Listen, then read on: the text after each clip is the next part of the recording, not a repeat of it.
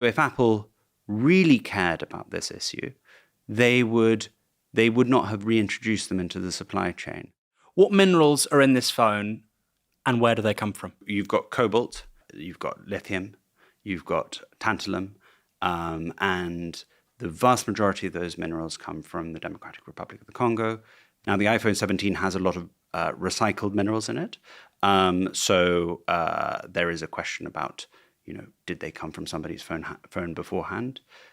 But even so, those minerals will have originally been dug out of the ground in the Democratic Republic of the Congo.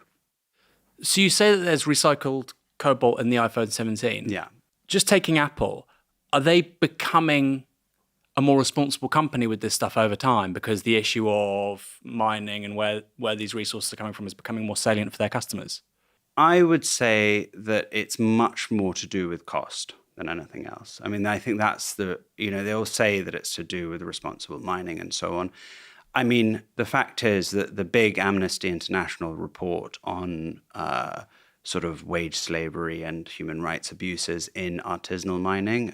This is artisanal mining is a kind of euphemism that is used by industry to describe people who are basically digging out these materials by hand, and you see this on the side of the road in the DRC, and you see people terrible. You see the mining of cobalt by the side of a road. Yeah, you see mainly coltan actually in a town called Monono.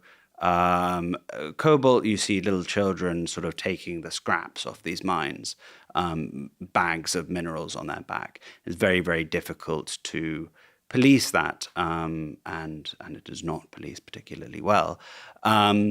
So this, really came to people's attention in 2016. There had been some AP reports on it in 2011 and so on. But what happened was that the report came out and there was a great deal of sort of, oh, where are we getting our minerals from? And Apple said, we're going to take these people out of our supply chain.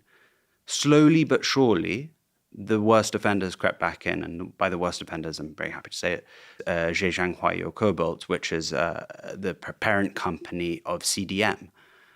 So if Apple really cared about this issue, they would not have reintroduced them into the supply chain. However, cobalt is becoming more and more expensive. Last year, there was a huge shoot up in price. So they're trying to figure out other places to get it from.